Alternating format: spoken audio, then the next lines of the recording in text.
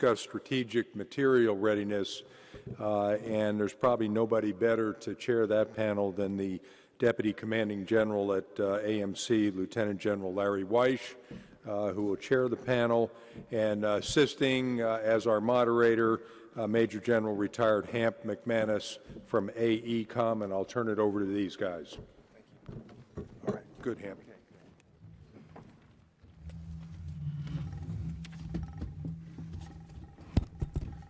Well, good afternoon. Today's panel is probably as appropriate a topic as we could face during this venue with AUSA, given the challenges you've heard this morning and the challenges the Army faces for today and tomorrow. And our panel members today are uniquely qualified to discuss strategic material readiness because they're at the forefront of this very critical mission for the Army today here at multiple fronts, tactically, operationally, and strategically. So today's topic is truly in their sweet spot. So let me introduce our current panel today. As mentioned, Lieutenant General Larry Weish is the DCG of AMC. In that capacity, he wears many hats. He's also the Senior Commander at Redstone Arsenal. He is the Executive Director for Conventional Ammunition and the Executive Director for Explosive Safety and the Chief Operating Officer for the Department of the Army Depot Maintenance Corporate Board. And prior to assuming duties here, he was the CG of CASCOM. Major General Gwen Bingham is the Commanding General of the TACOM Lifecycle Management Command. In this position, she plays a key and critical role in all aspects of material readiness for our Army and the systems that her command is fielded and sustaining them as well. And before assuming duties there, she was the Commanding General at White Sands Missile Range. Mary Rattler is our industry rep. She is the Product Support Manager for Industry Solutions, Lifecycle Support for Caterpillar Corporation. Mary brings 27 years of extensive experience with Caterpillar dealing with worldwide with their customer base, which includes the Army. She's held many key management positions within the corporate structure at Caterpillar, and her prior job before now was she managed the Global Dealer Solutions Network for continuous support to their worldwide Caterpillar dealers. Major General Dwayne Gamble is the Commanding General of the 21st Theater Sustainment Command. In his current position, he is the key sustainer for EUCOM and AFRICOM Unified Land Operations. He also provides critical support to USARA's theater security cooperation efforts, and prior to assuming duties in this capacity, he was the U.S. Army Deputy G4. And then on the right is Major General Kevin O'Connell, the Commanding General of the United States Army Sustainment Command. In his capacity, he is a key sustainment and readiness link between the Army, the AMC, and units of the Army worldwide here. His key previous assignments include the commander of the JMC and the DCG LOGCAP Forces Command. And with that, I'll turn the floor over to General Weish. Sir? Thank you, Hamp, for the kind introduction. I'd like to start off by first thanking General Sullivan and the entire AUSA team for what they do for our soldiers, their families, our Army, and this great nation. And I also want to thank our industry and academia partners. As you reflect on what we've been able to do over the last 14 years or so, we could not have done it without you, and I see you all continue to play a major role in the future. As General Vi has shared with you this morning, he talked about the chief's priorities. General Sullivan talked about the chief priorities. They are straightforward and simple, and as I reflect on them and I look at them, they can't get any simpler.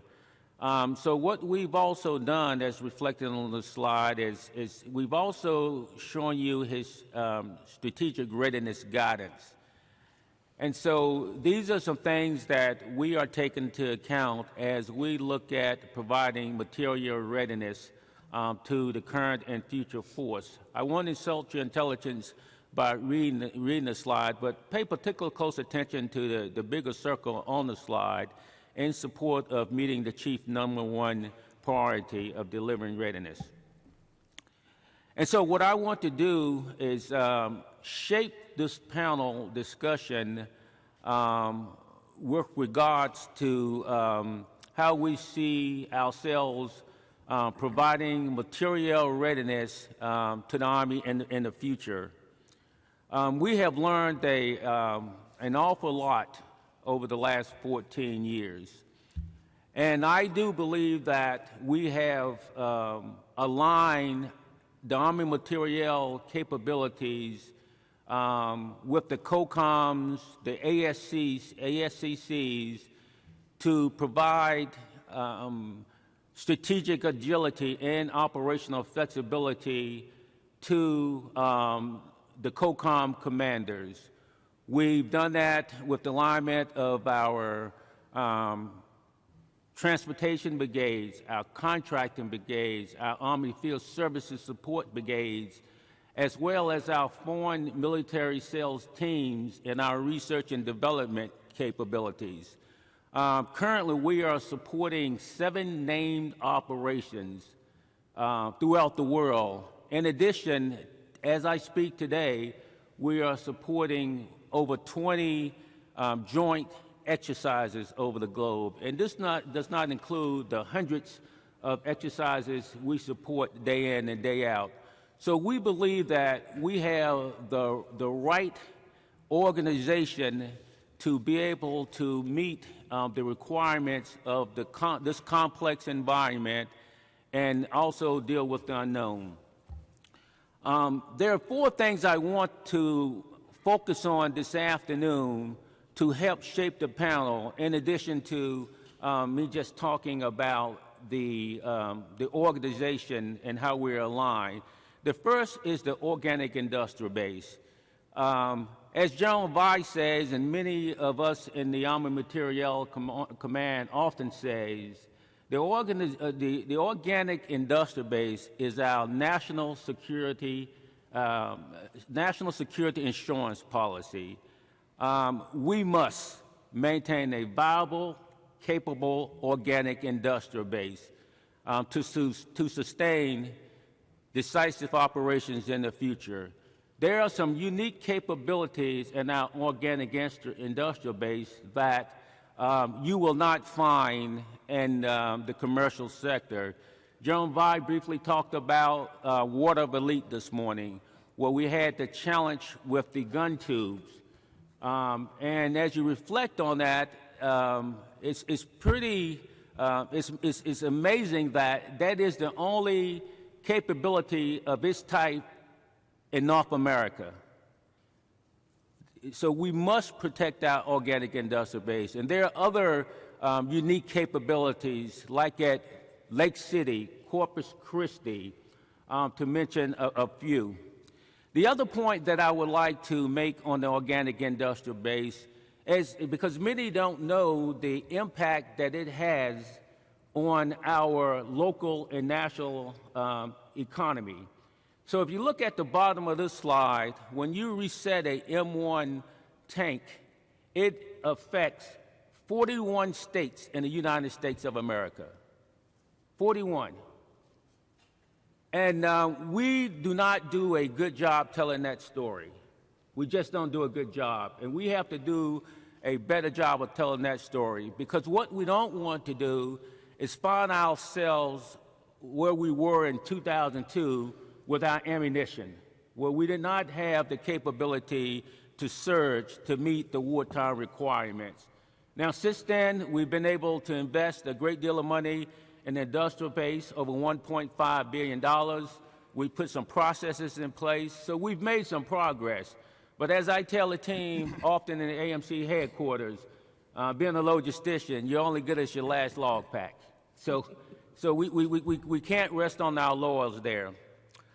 So those are the 2 points I wanted to make on the industrial base to leave with you this afternoon.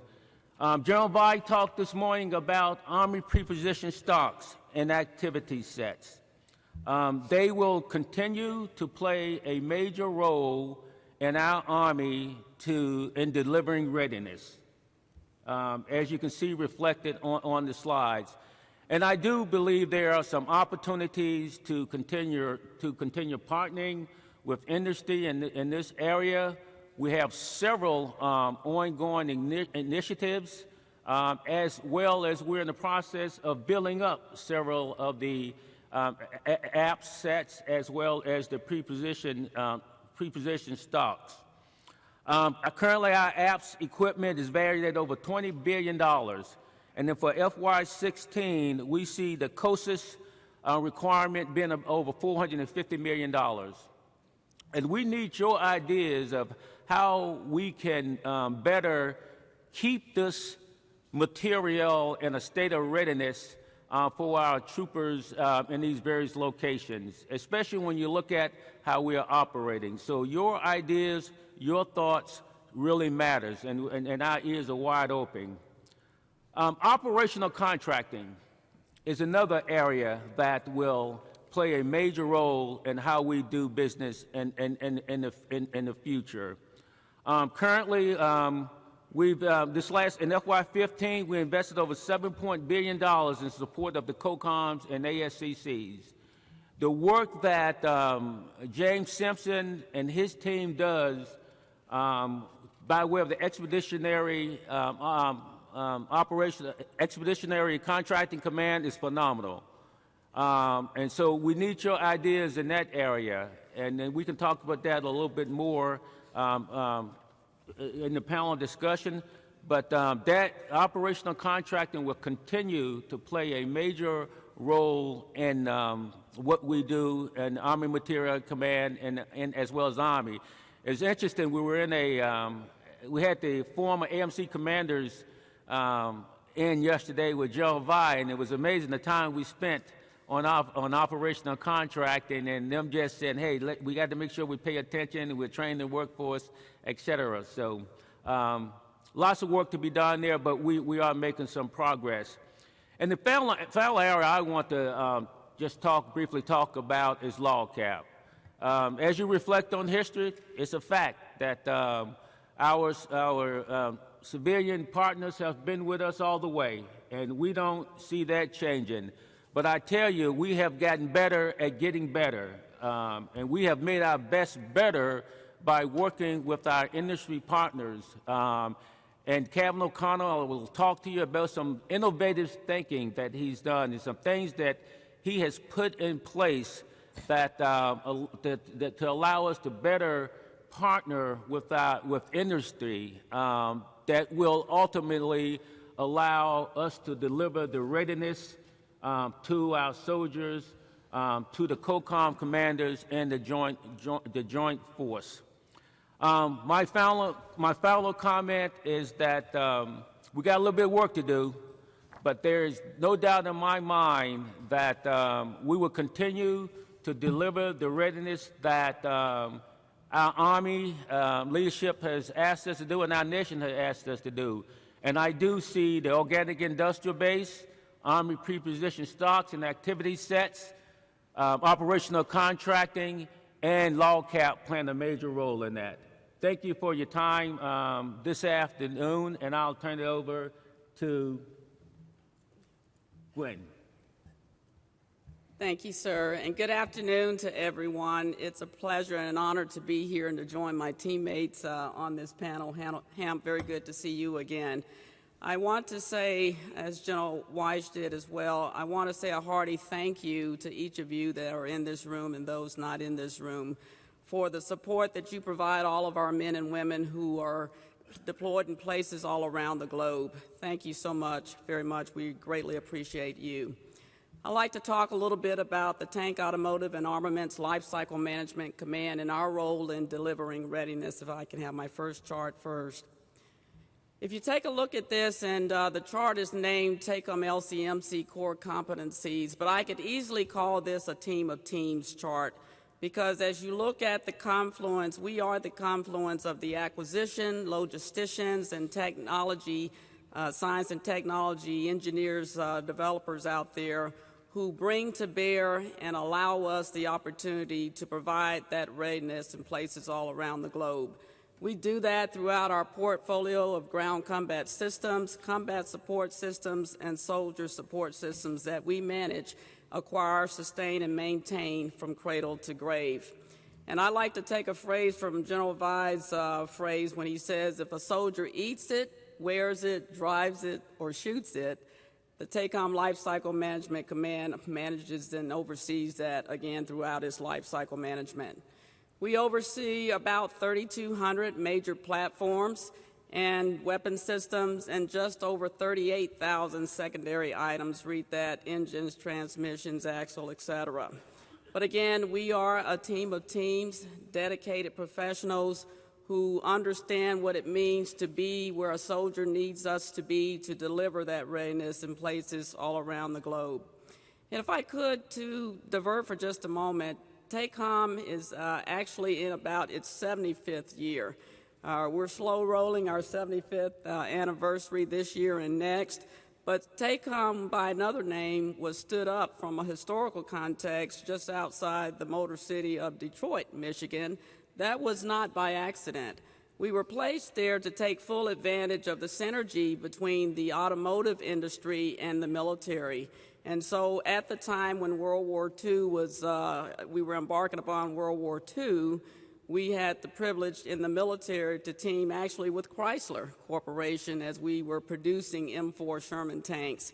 And so just like then and here now, it's a privilege to be able to have that synergy between the military, our industrial partners that are there with us, the supply chain managers, and academia that help us do our business.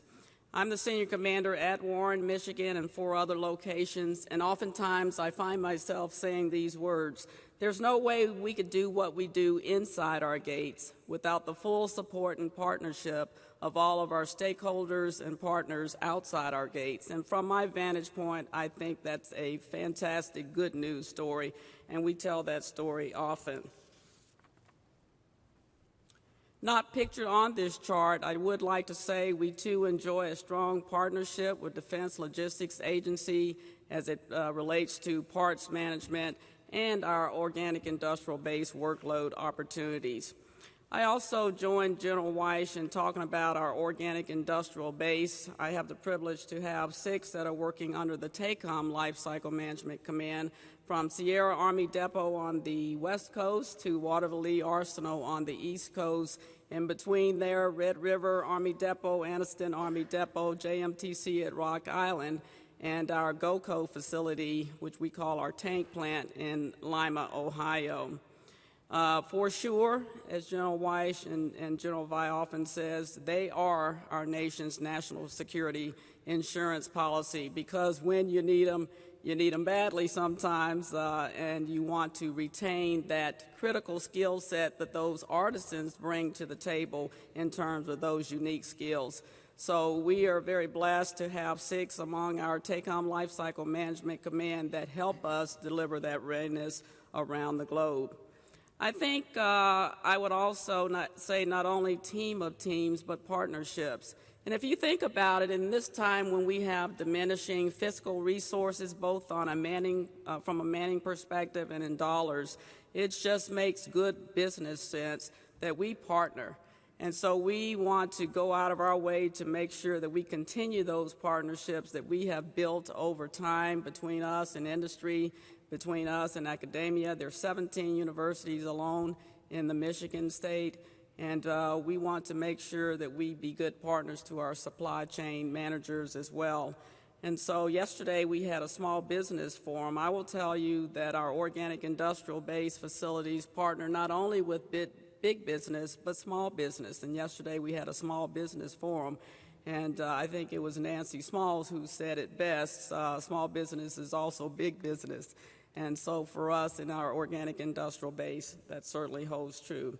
But what we can do to optimize these relationships and find that sweet spot, if you will, so that it becomes a win-win. A win-win for us between military and industry is really a win-win for our soldiers on the battlefield and in places over the globe where they need us and they count on us, and we count it a privilege to be able to deliver that readiness. Next chart, please. So as General Weiss has already mentioned, General Vai, and of course our chief has already told us our number 1 priority is readiness, and there is no other number 1. We take that to heart, and what I'd like to talk just a little bit about is to show you ways of how we are partnering with various stakeholders internal to TACOM Lifecycle Management Command, as well as outside, to make sure that our men and women have what they need when they need it.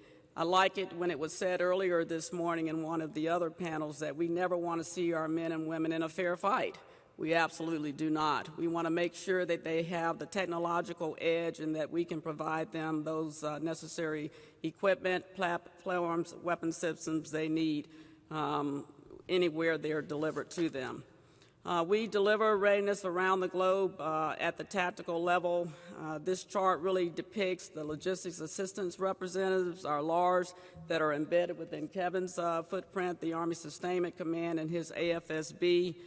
We organize to send out forward teams, not only for training benefit, but also for equipping and maintaining that equipment once it is sent forward. It is a one Army fight and one Army team, i.e. active component, USAR, and Army National Guard. In point of fact, we have a relationship that we enjoy with our reserve component. I see General Mann and General Austin are here. We couldn't do what we do without them, and so we count a privilege to be able to team. And again, if I could leave you with one foot stomp, it would be team of teams, and not only team of teams, but partnerships that I think is so vitally important. We do it as an enterprise. The folks, our folks, when we send them forward in all of the combatant commands, and of course the Wayne Gamble's, we've got folks that are over in Europe. I just visited both his theater and the PACOM theater. We have folks that are deployed there. But the significance about our being able to deliver that readiness that all Dwayne's folks need in places all around the globe is that they have reach back into the Lifecycle Management Command. And as I mentioned to you before on the first chart, that's the confluence of the acquisitions, read that, program executive officers, program managers, on the acquisition side of the house, all the logisticians that are actually embedded through our what we call our product support and integration directorates that get after the confluence of that acquisition and logisticians mixed there. And we bring all of that to bear to spare no effort to make sure that our warfighters have what they need. The organic industrial base is a very good problem solver for us as well. We make good use of all of our depots and arsenals, as I mentioned before, between the West Coast and the East Coast, whether we're talking about resetting equipment or whether we're talking about sales, foreign military sales. That's another big piece of our portfolio. So we have a very diverse portfolio, and we make good use of that reach-back capability just to make sure that our men and women have what they need. When we need a forward presence, as we have been talking about, with strikers and Dwayne's formations or with Army watercraft inspection branch over in USAPAC Theater, we're able to do that in a way that cuts down on the tyranny of time and distance that separates us. So again, I'll conclude my remarks to say that we want to always be a learning organization where we find ourselves always looking at continuous process improvement, being able to do better, because we know that our soldiers' lives depend on it. We know that the readiness of our soldiers in the field depend on it, and it's our privilege to endeavor to do so. Thank you very much. We're going to go down to Ms. Rattler from Caterpillar. Mary? Thank you. And I'm also very appreciative of being one of the industry partners that can be here with you today. On my next slide, this is an example of our Caterpillar construction equipment. Also want to let you know we also make yellow ones. Shown here are two armored D9Rs that these are shown. They were, it was kind of an interesting story as far as when these were required. The contract was for the D7Rs, and in order to break through this berm on the Iraqi border, bigger dozers were needed. And so Caterpillar, along with its global dealer network, were able to acquire very, very quickly 16 D9Rs for this mission. So 16 were sent over there with urgent wartime requirements, and heavy equipment operators from the Army's 130th Engineer Brigade and the Marine Corps successfully employed these D9R dozers, breaching operations of the Iraqi border berm to reduce obstacle belts in March of 2003. They created 8 lanes for the 5th Corps and 4 lanes for the Marines in support of offensive operations into Iraq. During the following 8 years of Operation Iraqi Freedom combat operations, these 16 D9Rs were used extensively by combat engineers to clear rubble, debris, bulldoze buildings, and construct forward operating bases and construct lanes. These supported the coalition offensive operations in urban areas across Iraq. Next slide. This is a map of our 21 parts distribution centers around the world. You'll see the yellow. Those are Caterpillar-owned parts inventory. And this map doesn't even include all of our factory locations. It does, however, have some of the blue dots as far as our global dealer network. Caterpillar leverages its global network to serve the Army. We have parts distribution in 190 countries around the world, and we have access to this information 24 hours a day. The next slide shows our CAT dealers. We have 177 CAT dealers that are in 182 countries around the world. And while 177 CAT dealers might not sound like a lot, each of them have on average of 10 branch stores in various locations. So that's over 1,800 CAT dealer locations around the world. They have over 161,000 employees, and this combined dealer network is over $23.4 billion in net assets. So these can provide a lot of support to your teams no matter where in the world they're located. The next slide. This is an example that Major Bingham mentioned as far as the Red River Army Depot. We're working with the people, civilians, and the soldiers at Red River Army Depot, where they're rebuilding a lot of the engines out of many of the combat vehicles. And working with TACOM, we found ways to save money by using condition-based maintenance. So we're actually selling less parts, but we are completely in this together as far as making sure that these engines are rebuilt to standards that are by the Caterpillar reuse and salvage guidelines, which we take extremely seriously. We're also working with the Texarkana College, which is a local college there to the Red River Army Depot. And there we've provided training aids. We've helped with some of the curriculum as far as engine diagnostics training. We were just there about a month ago and saw a need for some more training aids, maybe on some air and some brake systems. And so we're helping to build the skill set of that local workforce. A lot of this work has led to cost savings just by the condition-based maintenance alone, but we're also improving readiness because they're going to have these engines ready for them, the different bases that they could swap out. And the next slide. If you look at the Service Life Extension Program, reset, refurbishment, no matter what you call it, these are all different examples of customized rebuild programs for the military. And it just depends on the situation. I really like the pictures at the top there where you can see the before and the after of a tractor. So it's the extreme makeover, but it can also just be a reset when it comes back from deployment where it gets a paint inspection and preventive maintenance checkup. This provides a tremendous cost savings for the military because, especially for Service Life Extension Program, SLEP, that's usually funded with new procurement dollars. But the SLEP is usually about 1/3 to 2/3 the price of a new piece of equipment. Plus, you already have the ILS already created, so there's that cost savings as well. And because we currently work with a network of about 41 dealers who are experienced in doing these rebuilds, then we're able to save the military transportation costs on this as well. So there's also training is important with these rebuilds. If you don't need the new technology that the next generation of product provides, rebuilding the prior generation, it provides you with equipment that is the extreme readiness levels, and your operators are more familiar with it, and your maintainers are familiar with it as well. Next slide. This was the first time that Caterpillar had ever done this was back in, I think it was 2009. We had new 966Hs that were being deployed. It was a fleet of them that was going over into theater. And because they were just initially put into use, the ILS wasn't created yet, and there wasn't time to do training for the maintainers. So these FSRs, field service reps you see in the top right picture, there were a group of 5 that went to different bases over in Iraq and Afghanistan, and they worked for cat dealers in the U.S.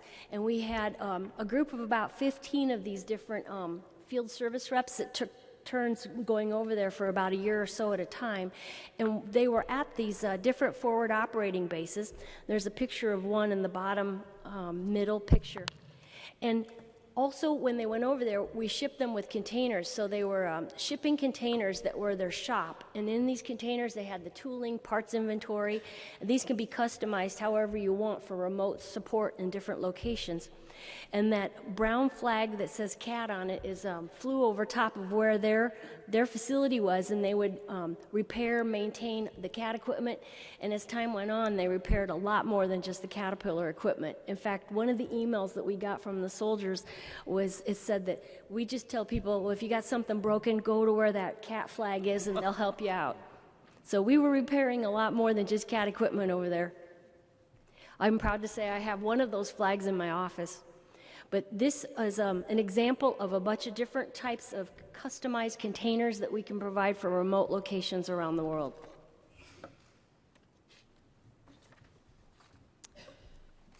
Thank you. We're going to go now to General Gamble. Dwayne. Thanks, Ham.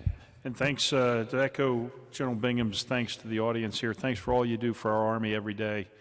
And thanks specifically what you do to enable our Army and AUSA to educate and help develop the leaders in our Army. I was asked today to speak about strategic material readiness, and I'd like to do that through the lens of the USER Commanding General's priorities.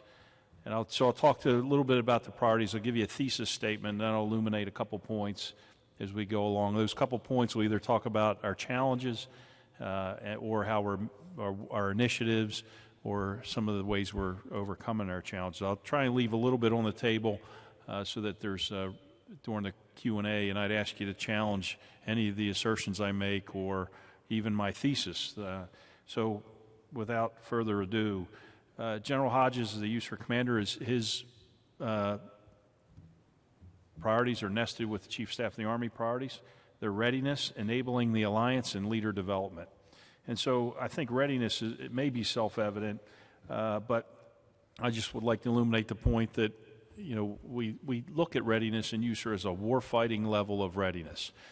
We don't believe we're going to fight the Russians, but we know we have to be prepared to fight the Russians or any other near-peer competitor. So it's a level of warfare, frankly, that we haven't given great deal of thought about in recent history, and we haven't trained to that level or actually deployed to that level. So a warfighting level of readiness, strategic material readiness, is absolutely an essential piece of that.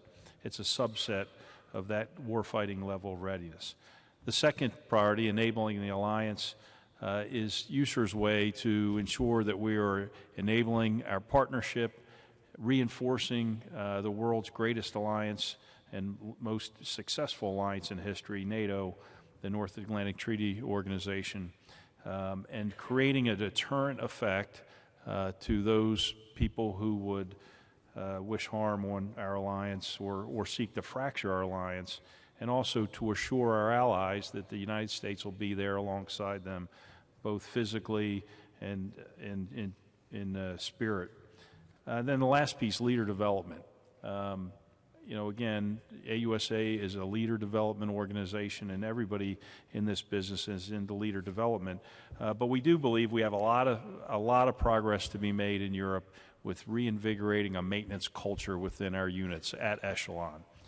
And so my thesis, you know, I've talked to people about priorities, and every organization has priorities. And as you lay out your priorities, sometimes the resources that help you achieve those priorities tend to be stretched. There's certainly not enough resources to achieve everything. And so the priorities seem to compete with each other for time and other resources. But if you look at strategic material readiness through the lens of the USER Commanding General's priorities or your organizational priorities, you might come to the same conclusion that I've come to, that while they might compete with each other on resources, they are interdependent to the point where they're mutually dependent upon each other. So if you think about it, achieving a warfighting level of readiness helps us to enable the alliance, and we have to be developing our leaders to operate in a coalition and multinational environment as well as at the right level of warfare. So I'll just spend a couple minutes illuminating a couple examples, talking briefly about that. So first, readiness. So I'll just assert that a warfighting level of readiness without material readiness is the definition of hollow, right? So we absolutely rely upon material readiness to enable that warfighting level of readiness. And I already mentioned this maintenance culture, this readiness culture we have to reinvigorate in our units. And frankly, I believe we have to teach our junior officers and junior NCOs and some of our mid-grade leaders, unfortunately, that achieving and sustaining the right level of readiness is a unit responsibility that's enabled by partners, right? Partners such as AMC, partners such as industry. But the monkey is on the commander's back to achieve that level of warfighting readiness and sustain it over time.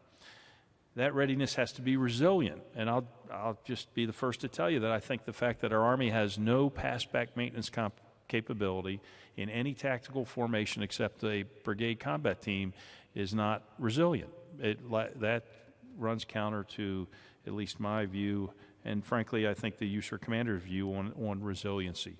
So we really have no safety net behind our units except for the industrial base. And so I think that's why it's so very important, the work that Gwen Bingham's team does and Kevin O'Connell's team does to extend to push the industrial base forward into the battle space is so vitally important to the resiliency of our Army. Building and sustaining excellence in material readiness at echelon, I think, is also a part of this warfighting level of readiness. Our systems are hierarchical, and they are dependent on the assumption, and hopefully the fact, that at echelon everybody's doing their job and they're operating within the band of excellence to achieve that level of readiness. Enabling the alliance. So I look at enabling the alliance in two, again, General Hodge's second priority, but I look at it in two ways. One, it's the operations that enable our alliance in Europe today that cause us challenges with achieving and sustaining the right level of readiness. Those operations look much like the environment in which our Army may operate in the future, as codified in the Army operating concept. Small units conducting dispersed operations along in an austere environment along very long lines of communication. And I think that's what characterizes our operations in Europe today, and we're doing it with the force structure we have today. But it's that type of challenge that's required, frankly. Those operations are required to enable our alliance, and it causes a challenge. The second piece is interoperability. I think it's absolutely imperative that we're interoperable with our allies in order to make sure that we can build and sustain readiness, maybe not in peacetime in so much as in wartime. And the last piece is leader development. And I already spoke to I think, the demands. Basic stuff that we grew up with that shaped my early career, like a maintenance train walk, being held accountable for standards, hanging the parts on a tracked vehicle or a combat system on a Friday before people are released for the weekend so we don't eat downtime, are things that we're working hard to reinvigorate in Europe. And so I'll end with just the thesis statement again, that these three priorities, readiness, enabling our alliance, and leader development, are, from a strategic material perspective, absolutely interdependent and mutually dependent if we're going to achieve and maintain that type of readiness in Europe today. Thank you. We'll go now to General O'Connell. Kevin? Okay, well, good afternoon. It's great to be here. And since it's a sunny 79 degrees out right now, I applaud your attendance here today. And I don't want to lose the crowd here. This strategic material readiness is pretty important stuff, as you've heard from the panel here. But like General McManus said, I'm the Commanding General of Army Sustainment Command, located at Rock Island Arsenal, Illinois, right on the Mississippi River. And we are a global organization. We've got about 600 military, about 6,000 Department of Army civilians and local nationals, and then about 33,000 contractors. So we're the operational arm of Army Materiel Command, and my mission is to synchronize all the acquisition, logistics, technology, and contracting to enable the geographic combatant commanders and the Army Service Component commanders across the globe. I've got 7 great colonels out there that command Army Field Support Brigades, and every one of the combatant commands is unique. You know, as you look around the world, all the different things that are going on, all these brigades are very unique. Every Army Service Component commander feels they're the priority, and we have to balance that, the uniqueness and the priorities. We've also got a distribution management center located with the headquarters at Rock Island Arsenal, and their mission is basically to get all the equipment in the right place as the Army restructures and reorganizes, and we have everything in the right place at the right time.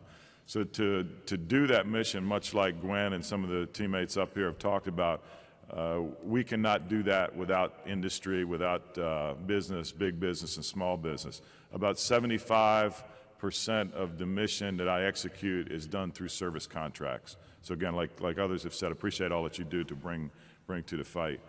I'll talk about 3 programs here that we have in Army Sustainment Command, focus on Army preposition stocks, the LOGCAP, the Logistics Civil Augmentation Program, and then our Logistics Readiness Centers. And General Vi touched on these this morning. General Weiss just hit on them this afternoon, but I'll go into a little more detail and see if there's any questions that we can get to later. I'll start at the strategic level with Army preposition stocks.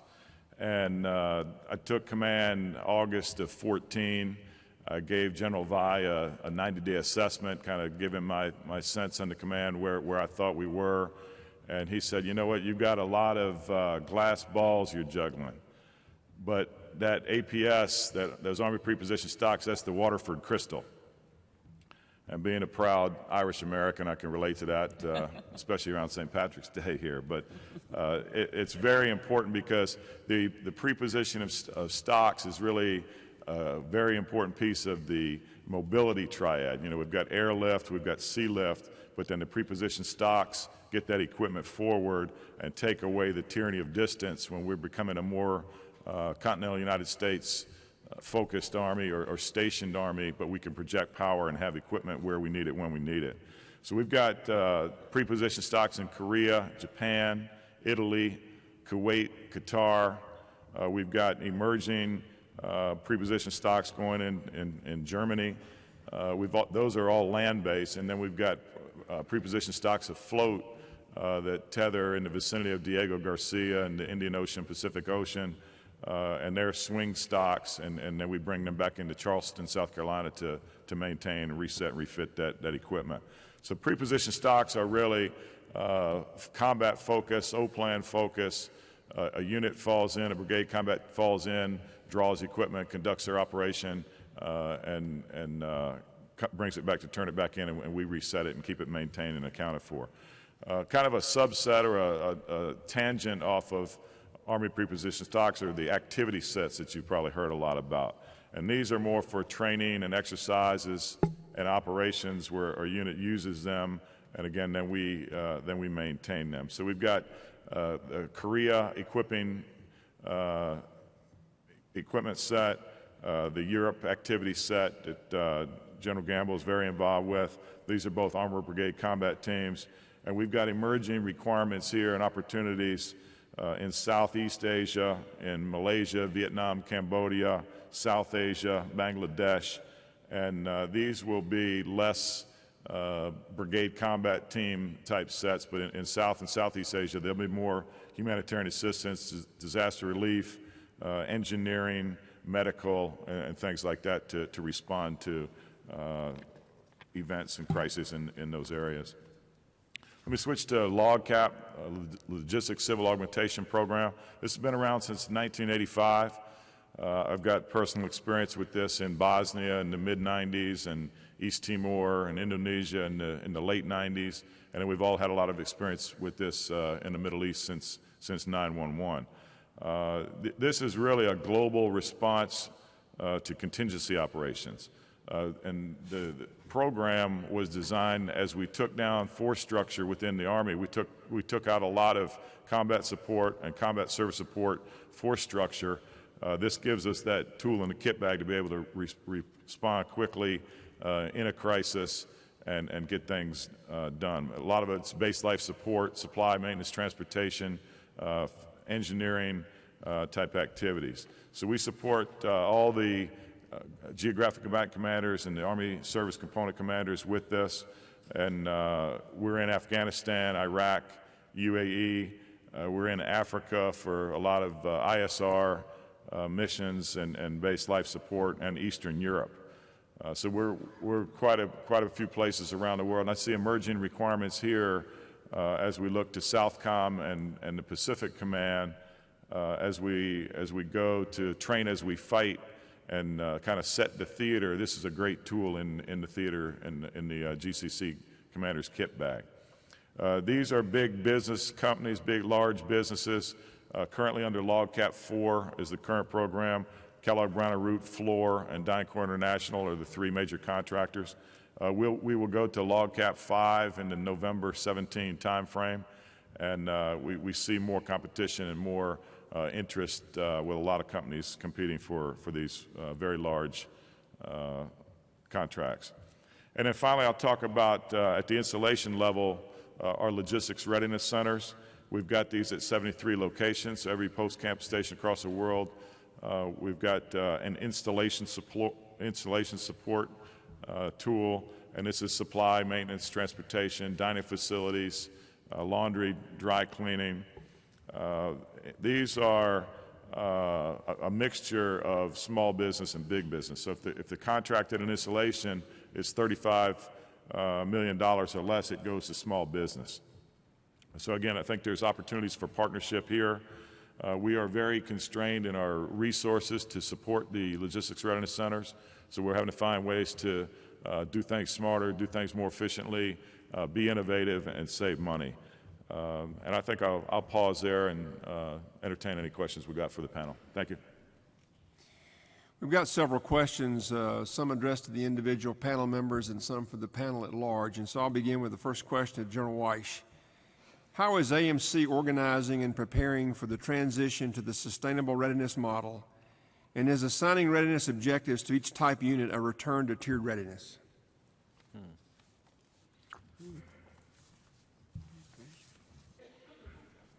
Well, the first part of the question, I would say, number one, just by what I shared with you earlier with regards to getting the organization structure right, I think we got that just about right.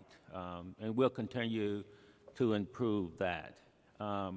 Also, when you listen to what Kevin O'Connor shared with you of the logistics readiness centers and the capabilities we have with our FMX program to support TRADOC, we believe we have the right structure in place to support the formations here in CONUS. So I think we're definitely at a lot of value with reporting the sustainable readiness model in that respect. Now, is assigning readiness objectives to each type of unit a return to tiered readiness? Well, I'll leave that question for the Army staff to answer. But what I would tell you, from my perspective, I think you have to be able to forecast, you have to look at the demand. What are you going to need to fight or capabilities you're going to need to provide around the world? And so once you understand that demand, then you got to come back and look at, okay, how do we get the units there? And so if you want to, that comes with some priority, because you can't, everybody can't be there at one time. And so, you know, we just got to think smartly of how we approach that. So understanding the demand, forecasting demand, and then getting the required capability in place to meet the demand is where we're headed at. And the challenge we have is that the world is unknown and unknowable. It's uncertain. So you just got to think about smart and ensuring you got certain formations ready to do certain things to meet when the nation calls to do it. Okay. Thank you, sir. Dwayne, this one's for you. Can you please comment on the 21st TSC's capability to RSOI and sustain forces deploying to Europe?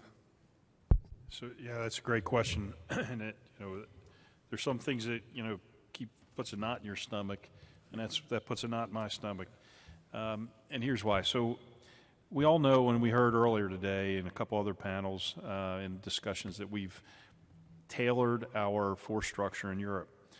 So when I got there about 8 months ago, I was kind of doing my commander's assessment. I was trying to figure out how we came to the force structure we have. Not that I was casting judgment, but I just want to understand. And a colonel on the USER staff who was here in USER a couple years ago said that they tailored the 21st TSC to be able to RSOI one infantry brigade combat team across one APOD and one SPOD. And so we're doing more than that today, and we have to be prepared to do more of that, certainly in the future. And as we develop the O plan that's currently under development in UCOM, the magnitude, the scope and scale of RSOI changes dramatically in a higher demand. So what are we doing today to do that? So the first foremost is I've focused, with General Hodges' concurrence, our one sustainment brigade not on the theater sustaining base, but on Eastern Europe, where our infrastructure is lacking. So we've uncovered, if you will, a brigade commander, in charge of the RSOI in the rear area. So I put my own headquarters in charge of RSOI in the rear area, and I've done that deliberately so that my own headquarters is required to study the problem set, anticipate the magnitude and scale that will be required. We've taken the Theater Logistics Support Center in Europe, which is largely a German national organization with a couple DA civilians in it, but it's entirely a civilian organization. And we've transitioned the mission to run the Deployment Processing Center in Kaiserslautern from the 16th Sustainment Brigade to the Theater Logistics Support Center Europe. Because, frankly, I think that Kaiserslautern, we will be, in Ramstein, the Kaiserslautern-Ramstein area will continue to be a big hub for RSOI. And then the last piece we've done to really kind of to focus the current capabilities we have is we've created out of Hyde, we've task organized the support operations section in the Theater Sustainment Command into a theater movement control center, because we lack, and on active duty, movement control expertise at the operational level to think through how we're going to receive, tie to the strategic level, from strategic to operational to tactical. And so we really are studying the processes in concert with UCOM and USER, our joint partners as well. And we've done a couple things. We've done a RSOM tabletop exercise. We did this last fall that ended, actually the effort culminated in a tabletop exercise, but we got everybody in the theater together, reviewed our doctrine, our Army and Joint Doctrine for RSOM, and then we overlaid that doctrine on the situation at hand. So on the old days, we used to call it a doctrinal template and then a situational template. We developed the situational template for USER, and then we war gamed it with the assigned forces. So the difference between the doctrinal template and the in the situational template is stark. We don't have enough forces. So we have a good appreciation of what we have today and how to employ it. And then just the final point is this. We have an RFF that's working its way through UCOM now. It ought to be approved by this week by UCOM, that requests a sustainment capability that come to deploy with the rotational BCT to sustain that. If and when we get that, I'm confident we'll eventually get it, but once we have that force, we'll essentially have 2 sustainment brigades in theater, one to take care of Atlantic resolve, assurance, and deterrence, and the other one to work to set the theater and prepare for that RSOM. So I hope that answers your question. Great.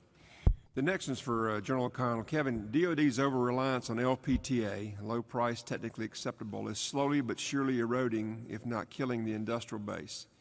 It frustrates innovation, rewards contractors that buy into critical contracts, promotes expensive change orders, and delivers substandard performance to the Army.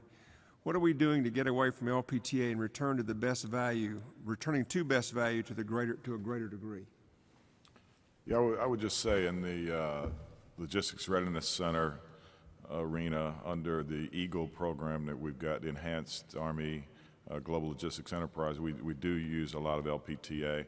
And these are basic supply, maintenance, transportation, service functions. So I think, as we've talked about in the small business session yesterday, you know, there are some cases where it makes sense to use LPTA. And like I said, in the Logistics Readiness Center arena, my resources are just so short that we almost have to go that route to get the cost down.